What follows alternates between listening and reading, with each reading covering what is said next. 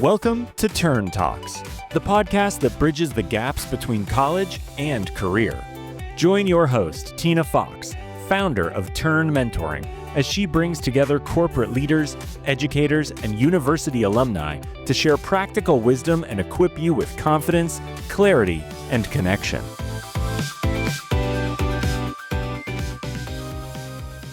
Hi, everyone. Welcome to Turn Talks. I'm Tina Fox, the founder and CEO of Turn Mentoring. And today is a special edition because we have one of my sons, Beckett, who is here with me to talk a little bit about our recent experience in college tours throughout the United States. And Beckett is an 11th grader. And so we're just going to have a chit chat today because it's time to get into the minds of Gen Z and what we are going to be looking at when we consider colleges, but also, some of the things about the future and just not knowing, because I know that when I was looking for a university, I didn't know what the next chapter of my life had to bring, but I was excited to find out. And today I'm wondering if the excitement still stands or if it's something else that students are feeling as they venture into their next selves, next chapter of their lives. So welcome, Beckett. Welcome to Turn Talks. Thank you for having me on your podcast. It's very exciting to be here.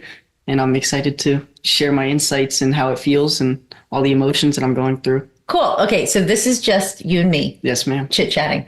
All right. So we've gone to many different universities. Well, first of all, when you were younger and you were doing camps for ice hockey or just in general, you got a chance to see different college campuses. So that was like your first real taste of this is what a college campus looks like. And then, of course, being that I really enjoy my alma mater and I was very involved, I had you come down to football games.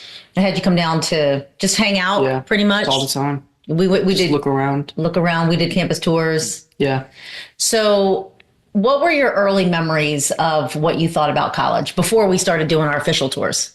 My early memories, I would say definitely has to be JMU, the first one, because it's just the place that you always brought me whenever I was little. And it reminds me of, it's just a nostalgic place, excuse me. Yeah. And I like just the architecture. I like how the nature around it. But yeah, I got to experience that. What's your favorite part? What's your favorite part of JMU? My favorite part of JMU? Yeah. Because you've seen both sides of the campus. One side of the campus didn't even exist. I like the botanical garden in the springtime. Oh. Like we've gone a lot whenever like in all sorts of different weather. Yeah. But springtime, it's really beautiful and it's really nice to be out there and by the little pond with the ducks and that it is one of my favorites. It's called the Edith Carrier Arboretum. Yeah. And that was named after the president that I went to school under, Ronald E. Carrier, his wife. Mm-hmm. And yes, that arboretum is fantastic. It's now a place for like weddings, and they do outdoor yoga. They do all sorts of cool stuff. Yeah. The little honors college building is also pretty cool.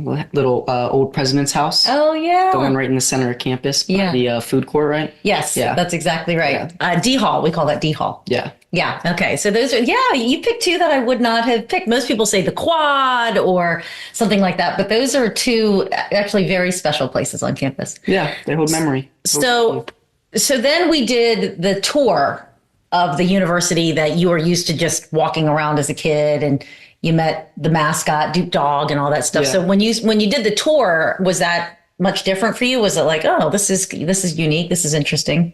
I would say the JMU tours, when I was a lot younger, I feel like I might have not grasped a whole lot because I wasn't really preparing for college or anything like that. So I wasn't really in the mindset of asking the correct questions, looking for the right information.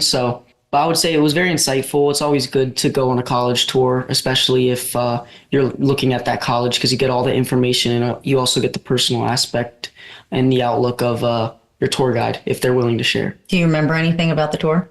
Not the one at JMU. Okay. There's way too many memories at JMU to recall that one. The details of the tour. Okay. Well, so JMU is something that you're very familiar with, but then you became a junior in high school, and we're like, all right, this is getting real. And you've got to make some decisions because we went through. So talk about that process, because it wasn't like, oh, we're going to college. It was, oh, these are your options. So what do you remember us talking about as far as your options post high school? I got a lot of options to choose from, but you were just trying to support me to whichever path I was wanting to desire or I desired. But at that time, I don't think I really quite knew when you were putting all the options out on the table. And I think it kind of scared me to make a decision, because I feel like when I'm given like such a big choice, especially with that, and it's going to be a big change in my life, in your life, everybody, it just gets stressful for me. And I don't know if I deal with it correctly, incorrectly, but I feel like it just becomes a very stressful topic that I'm trying to just pick one choice. Yeah. So it was like, I think about like the Cheesecake Factory, that menu. Yeah. It's like, exactly. Yeah. It's like so many options. It's like, all right, which one do I choose? I could go this way. I could go that way. There's pros and cons of all of them. It's just whatever. So what were some of the options we discussed that were not at the top of your list for doing post high school? I wouldn't say like, I feel like any path you go, as long as you love it and you try to love it. Yeah. And you're willing to experience a new day and take every day as a new day, I feel like you really can't go wrong with the choices you make, as long as you see growth. And because I try not to look at one of those options and be like, oh yeah, that one, I would end up in a dumpster. Like, I don't want to kind of picture myself like that. So I feel like they could turn out however you make them. Yeah, you are somebody who I've always found to appreciate something in everything. Yeah. And so when we were talking about, well, you can just go to work, right? You don't have to continue education if sitting in the classroom or studying in that way is not exciting for you, but you really like working and you like earning an income, you could go to work. And you work now part-time because you're able to drive and you enjoy earning an income. Yeah. I would say a little. What's that? A little more than part-time. A little more than part-time. He does work a lot, you guys. But in working, you thought, okay, you know how hard you work. Yeah. You know how hard those hours are for the dollars that you receive. Yeah. And you know that perhaps if you took another step, that you could earn your way into something that would make that same time earn higher dollars.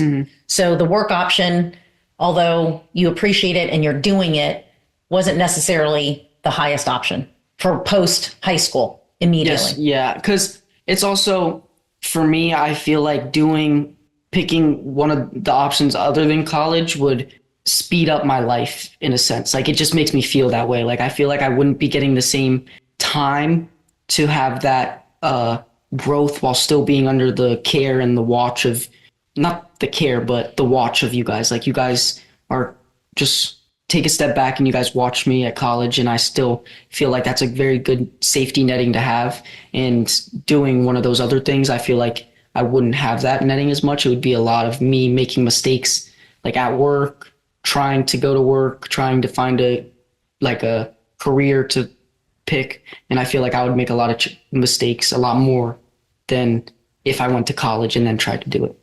So that's interesting. Let's talk about that for a second. Let's peel that one back. What I heard you say is, yes, I'm getting ready to be an adult. This year you're turning 18. Mm-hmm.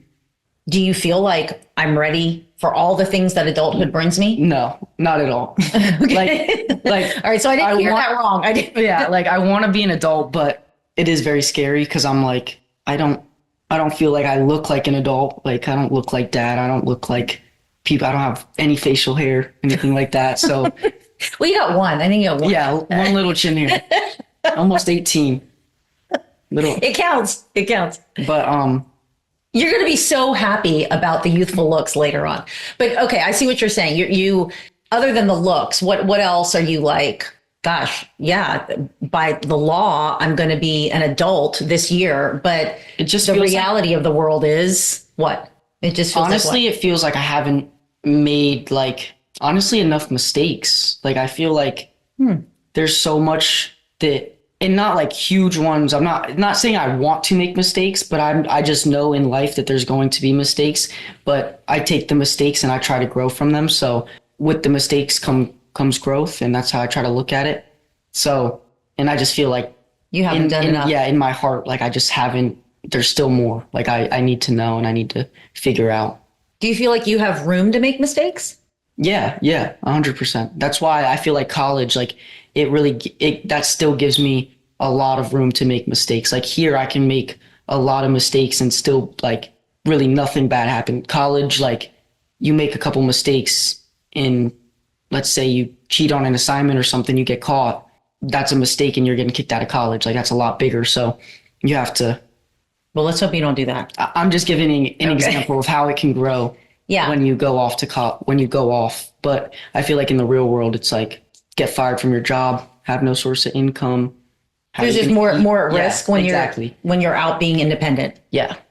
So you have room to make mistakes. Do you feel like if you make a mistake, it's okay? Or do you feel like if or when you make a mistake, it's something that's really devastating? Like, how do you feel when you make a mistake today? Like, I mean, it depends on how big of the mistake and in like the setting, I would say. But you've been able to bounce back? Yeah, always. You can always, I feel like. So you don't feel like if you make a mistake, let's say around your friends or in class with your teacher, you don't feel like everybody is looking at you going, bah, ha, ha, and there's like this tremendous amount of ridicule or shame that there is. In the moment, I feel like you can feel a lot of emotions like that. You feel some heat? people get angry, some people get embarrassed, some people get scared, whatever it may be. And I feel like in the moment, that's very like normal to feel. And that's just your immediate body's reaction to feel that way.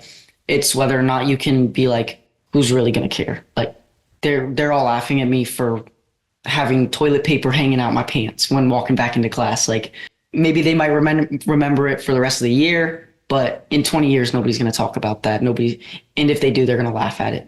So that's a healthy perspective. So you're going to be 18, but you don't feel like you've had enough time to make the mistakes that you probably are going to make in an environment where you still have the level of support. And I can remove, like, I can take away the mistake and just make it, I feel like I have more growth that needs to happen, because it's not all about mistakes, but I feel like the most growth happens when you make a mistake and you reflect on it.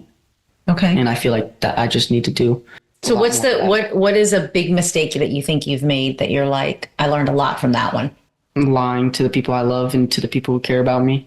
And what did you learn from that? That even when you like, not even, but I learned that I have like my actions, even if I don't feel like they have an effect on anybody else, like they might not physically have an effect on you, but mentally they do.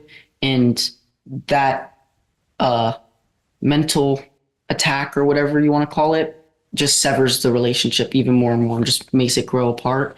But it's not impossible to grow it back. But I feel like for some people, you just have to be smart. Like, you don't know how much time you have with them. So always make sure that you're truthful and 100% with them. That's a good one. I think that's a good one. I think everybody has told a little white lie here, maybe even bigger. And yeah, the trust erosion is big, and it's not impossible to repair, but it does take time. It does take time. Okay. So we've got this road where we're going to pursue a higher education. We are going to make mistakes. We're going to not necessarily welcome them, but we're going to welcome how we react to them and how we learn from them. Exactly. All right. So now we're moving on to looking at colleges for real. And by the way, we did talk about the military as an option. You come from a military family. Yeah. Your great grandfather was in the Navy. Your grandfather was in the Army. Your uncle was in the Army. You've got a cousin who's currently at West Point, and she is a badass, if I can say that out loud. Might have to. Big Army family. Big Army family. Big Army, and then a little Navy. But you had that as a potential option. Yeah. And very proud of those roots, but that's not something that we're gonna pursue at present. Yeah. I don't like the strictness to the program. Okay. Which I have nothing against it, but I just don't think that's for me. You're a little bit more fast and loose. Yeah. Okay. So now we're going to consider a 4-year institution. And I see you wearing. Yes. Unironically. Put it on for school today, and then I noticed, and I was like. So this is CU Boulder. They are the Buffs, the Buffaloes, and they're out in Colorado. And that was one area that we decided to tour because, well, why don't you tell us what you think are some of the big points you were looking for when it came to not only your next level of education, but the things around that education. Yeah. Why did we go to Colorado? For me, I was looking for a place that I felt at home at and somewhere I also saw myself hopefully living, because I know that wherever you go to college, that's where your network's going to be. And he does listen. Of course. But yeah, and I just loved Colorado, and I was looking for, if you needed to take that like mental break away from everything and just get away from school, get away from whatever, and just go out into nature and go hiking, go biking, do whatever you want. And I like doing everything. I can do whatever and I have fun doing it. But I was looking for somewhere that would really support me in that. And I feel like Colorado was just like the most amazing place for that. You are my outdoors kid. And it's interesting, when I was looking for colleges, it had nothing to do with what surrounds the campus. It was really first, what could I get into? Well, because I know nowadays with so much technology, like the world is going to be looking like how movies show it in 100 years. Like there's going to be barely any trees, barely any clean water, barely any. You worry about that. You worry about the environment. You and your younger brother. Yeah. You both worry about the environment. Mm-hmm. You think that we are destroying it? 100%. I know we are. Like just the facts indicate it. Everything that I learned in AP Environmental, like there's people that try to save it and they do what they can, but with the amount that we hurt the earth it's kind of irreversible. And with the amount of people we have on the earth, I'm not saying I'm not thinking any crazy measures, but I just want to be able to try to preserve what we have left and experience what we have left. You mentioned that you might be interested in entrepreneurship. Mm-hmm.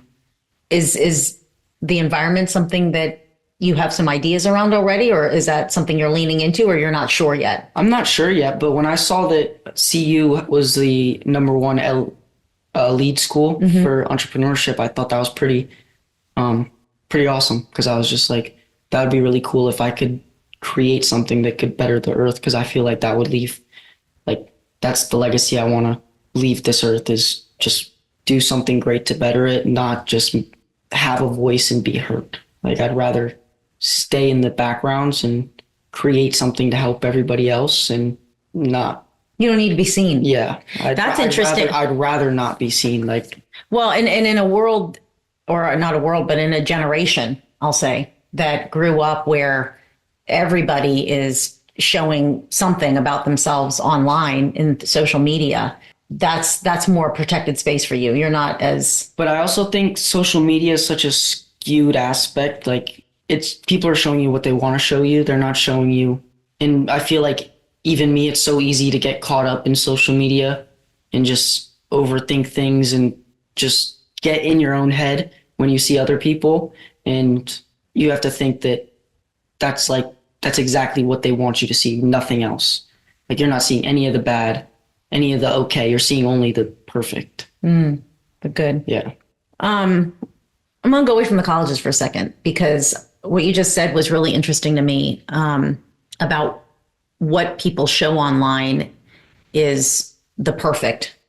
So talking to generations that didn't grow up with social media, how does that help or hurt? How do you get to know somebody then? Yeah, I honestly don't think it helps at all. I think some people might think it helps, but when it truly comes down to it, I bet you people before phones and social media was created,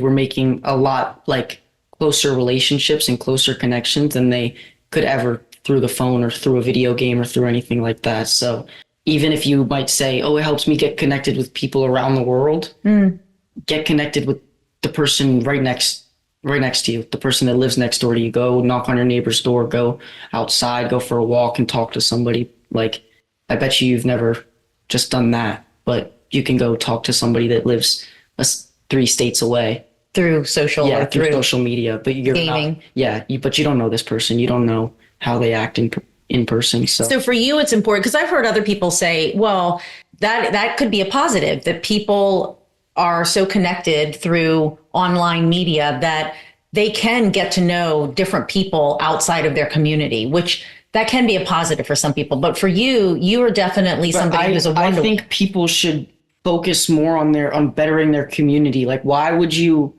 can't start big and work small in this world. Like, you have to start small and get big. If you want better community, better connections, you have to start with the people around you, because you can't be in an environment where nobody has the same idea as you, or nobody has the same ambition or drive to pursue that goal. You lost me there. Okay, hold on. So you had me with the whole start small and then go big. But as far as connections are concerned, talk to me about why you feel it's important to connect locally versus globally first. I don't understand the whole Because the ambition thing, like that part I didn't get. Yeah, sorry, I kind of trailed off. But That's okay. Like, Yeah, why is that? Why is it important to connect with the ones that are right around you? And are we doing a good job of it? because then you have people that you can go to in person, and you can have those real conversations that I feel like you can't get advice over the phone and from people you barely know, that you can from somebody who truly knows you and who sees you, not even when you guys are talking, but is just watching from a distance. Like, they're just near you all the time, and they're able to observe you almost. So you're clamoring for, maybe clamoring isn't the right word, but you are desiring having people who are more in your life, who see you on a day-to-day basis, who can support you in conversations where you get to physically be in their space and they get to physically be in their space. That's important to you. Yeah. Okay. And I think if you're not you become the people who you surround yourself with, but the same, like, it goes both ways. So from my perspective, like, I have you, Dad, but you also have me. So, like, I shape you, you shape me. So it goes both ways. And I feel like if you take that aspect, then it's going to help you help each other to grow as people. So that I love that concept. I do believe that. We've often talked about, you become the average of the top 10 people you surround yourself with. Yeah. So if being that we are connected because we are family, and you have an opportunity to impress upon me, how do you think you're doing?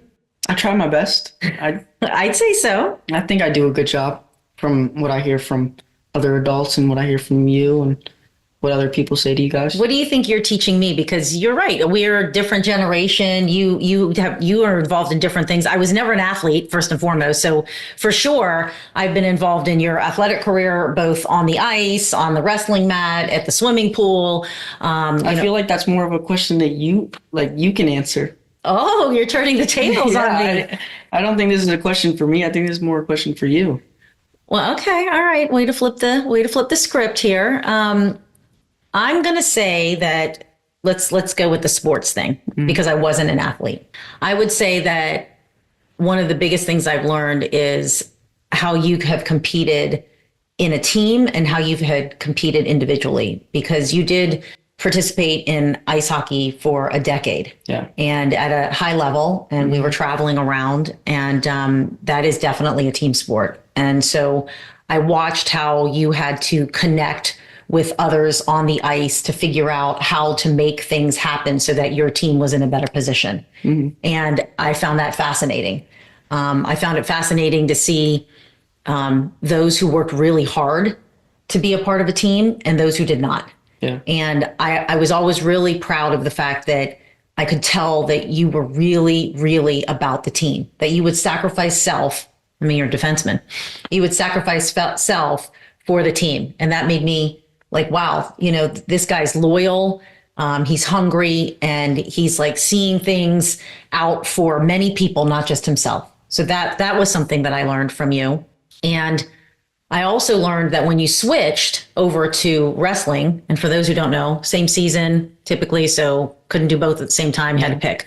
And when you switched over to wrestling, that was actually very hard for me to watch, because wrestling, I never knew wrestling. I don't think I attended one wrestling match in my whole life until yours. And when I saw all the wrestlers, it just, the level of intensity and how you are just placed in a spotlight for a few minutes and you have to give every single bit of yourself mentally and physically. I could see like the power. I could also see the stress, all the emotion behind it. Yeah. And I could see how you operate underneath pressure as an individual. And as a mom, you know, it both killed me and made me happy all at the same time because, you know, when you would perform at your top and you'd win the match or, you know, you would just really do well throughout the match, even if you lost a match, to be honest with you. But I saw, you know, sometimes somebody might get you and then that was it. But the whole time leading up to that, you were doing really, really well. That was amazing. You also told me, or not told me, you showed me. Well, how did you implement that into your life? Like, how did that shape you learning that? The team thing, I think I was already, I was seeing comparisons that made me feel closer to you. Like, wow, he's learning this from being an athlete, but I learned this through being a part of a leadership team, you know, in high school. Or like a group assignment or something. Yeah. So I saw the two of us kind of, you know, I saw a commonality there that I thought that's really cool. Yeah. That we have it in different ways, but it all came together at the same. The wrestling thing, oh gosh, I don't even know how to say this. With the wrestling, it was really knowing, okay, so I'm going to say this, but I'm going to say both sides. I recognize the importance of grace under pressure. That's what you taught me in wrestling. Because when you were younger, I would say that there was less grace under pressure, particularly if there was a loss. Yeah. But as you matured into the sport, I felt like even if it was a loss, I saw a level of sportsmanship in that loss that made me realize, see, everybody has that. Yeah. Right? It's like, how are you going to carry yourself off the mat? Exactly. And so I think about that a lot. How am I going to carry myself out of this situation and go high? And when you go high and you shake hands and you leave and you're not getting mad and throwing water bottles, that's a good thing. Yeah. Okay. But all right, but I'm the interviewer here. So okay, well, sorry. I just wanted to ask a question. No, that's actually a very good question. Very good question. Way to flip the script. So connection. I just want to talk a little bit more about connection because what we just explained here had to do with the fact that even though your son, I'm mom, you're Gen Z, I'm Gen X, we have ways in which we can influence each other and we can connect. And I'm just wondering, what are your thoughts overall on how your generation connects and what you think is good and what you think could use some work? Because every generation has it. Yeah, I think our generation, and like always, it depends on the person. There's all sorts of people out in this world, but especially here in this county, I feel like there's so many people that not nobody, but it's hard to find a sense of community if you aren't the majority. So, and I feel like people need to do a better job at opening up their community if they already have one in a certain place and inviting new people into that community, because being by yourself and being alone, it's very hard to go try to fit in or not even, I wouldn't say it's hard to fit in because you can change everything you do to fit in, and some people might say that's easy, but I would say it's hard to open up yourself, your true self. If you're trying to make an actual connection, it's hard to do that to new people who already have a sense of belonging. If you have no sense of belonging in the place that you're in, it just feels very alone. It feels very like. Do you think there's a lot of kids? I mean, you're at a 3,000. I would say 100,000 like kids I talk to every day that I try to sit next to, talk to, whatever. Yeah, I would say they don't. Is it hard to go up to people and so you're saying you actively try to go up and befriend different people? Yeah, of course. And I know it's not hard at all. Like, they want to talk, they need somebody to talk to, and like even if they don't open up to you immediately, like I've been talking to the same kid in my first period every single day. Not every single day, but most days since the beginning of the year. And I think I went to Benton with him too, but he's always been super quiet, and he just never has really spoken to me. But these past couple months, he's been opening up to me. He asks me questions. He says what's up to me in the halls, and it just seems like there's a little bit more like life in him whenever he talks, because he seems like just happy to have somebody to talk to, and it makes me happy to talk to him too. And it's fun talking to people. Like, you learn new things. He's really smart. He gets good grades, and he knows a lot about the classes I take. So it's good to ask for help, and I lean on him. He leans on me, and whichever way, even if he doesn't ask for help, I don't want to say I try to take it upon myself and try to be this big macho man, but I think it just means a lot to somebody if you just say hi. Okay, so before we left, we were just talking about fitting in, and how sometimes you feel like maybe if you just do what everybody else likes, you will fit in. But that's not something that you're really working towards. That's not how you are. You want to be yourself. Yeah. So tell us more about that. I was just going to finish off with saying that the reason I say go up to somebody and just ask a simple question, just how their day was going or something about their class, was because I was that kid in middle school after my COVID year, sat inside all day, every day because of COVID, wasn't allowed to leave. And my best friend, he moved to Ohio from elementary school, Joseph. And I went into middle school, and I felt like I had no friends and I had nobody to talk to. And I would go through class and just be super scared and nervous to talk to anybody. And when I would try to go up to somebody that I wanted to be friends with or try to talk to, it would be super stressful thing for me to do. And I would rehearse the same question just over and over and over again until I was like, okay, I should ask it like that. And then I would ask them, and they would answer, and they would be nice about it. But then they didn't want to like continue the conversation. They just answered the question and would go back to whatever they were doing. And then I would just kind of sink back down in my chair and be like, oh, that wasn't. Now what? Yeah. Like, did they not like that? My heart's racing. I just tried to talk to them, and they kind of they didn't try to carry on the conversation like I thought they would. And there's just a lot of overthinking that goes on. And if you feel that same way, that if you feel anxious, if you feel scared, just keep trying to talk to people, just keep trying to get out there. Yeah. I've noticed, like, what I didn't have when I was growing up is I didn't have, if it became awkward, I didn't have a phone that I could then go to and seem busy. And I see a lot of people, if there's nothing going on between two individuals or a group, then everybody's heads down on their phone and everybody's like busy on the phone. Yeah. And, it could seem like, oh, well, I'm busy connecting with people on the phone. I don't know what's happening on the phone. Yeah, you have no clue. They could be. Yeah. So I didn't have that. I'm as you know, military dependent. And so we moved. And when we moved, it was assimilate or be left out. Yeah. And so what I find really interesting before we took Soapy out is that you said that that's not you. Like, you don't want to try to fit in. You want to just be yourself. And that can be hard too, to find your people.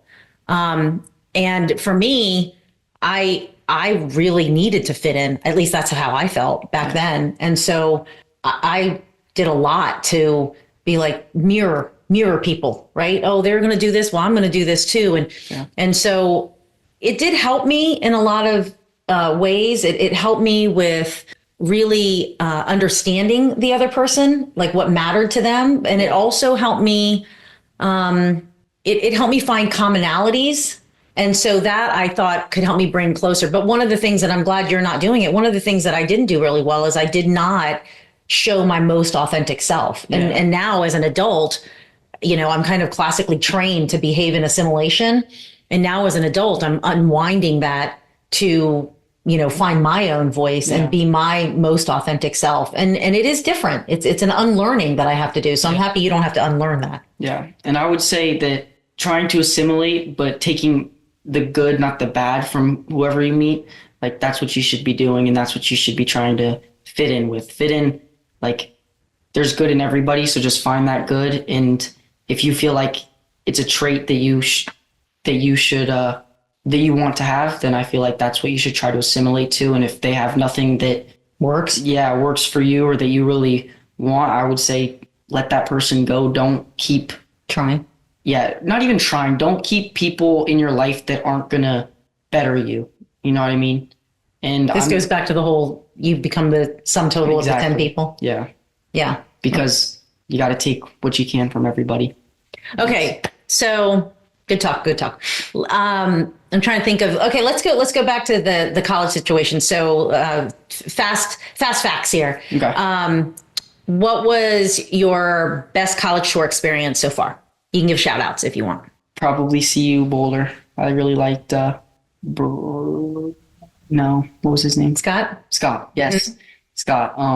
Yeah, CU Boulder. Scott was just very lively, very personable. And if you get a tour guide like Scott, who's just always down to answer whatever questions, like take advantage of it and ask them lots of questions, because I know you do a good job at making sure to ask all the questions you want and get talking to them. But yeah, I really like CU Boulder. He was just very funny and always wanted to give more information.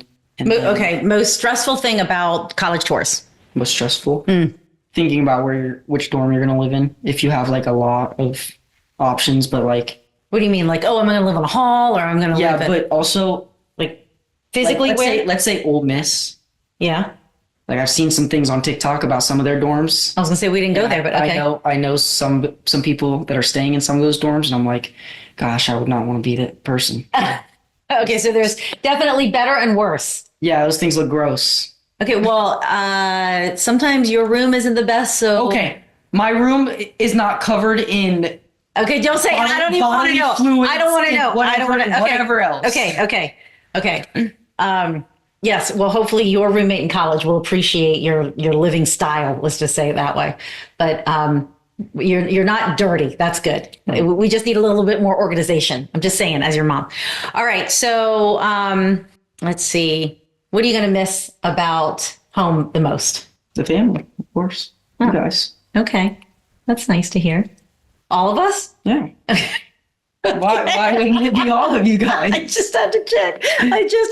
Okay.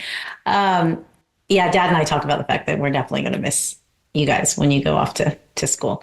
It's just not going to be the same. Of course not. Okay. I think that's it. I think we wrapped it up. I think we got, is there anything else you'd like to say to the Turn Talks audience? Anything you'd like to say about mentorship? Anything you'd like to say about entrepreneurship? If you're listening and you're not a mentor already, sign up to be a mentor. And if you want to be a mentee, sign up to be a mentee. And then you have somebody to talk to, so then you don't have to feel lonely or anything. And we do have Turn Mentoring Marketplace coming. So I think that's why he's saying that. So that even if we are not at your university yet, we have a place where mentors and mentees can meet. And we are in development, coming to you this summer. So coming very soon. So we're really excited about that. So thanks for the plug. I appreciate it. Of course. All right. Well, this has been a special edition of Turn Talks with my son, Beckett. Thank you for taking the time after school to come chat with me. And I hope you guys have a great day out there. Stay connected, and we'll see you on the next Turn Talks. Have a great day. Thank you for listening to Turn Talks. To learn more about our robust mentoring platform, visit us at turnmentoring.com. Join us next time for more enlightening conversations.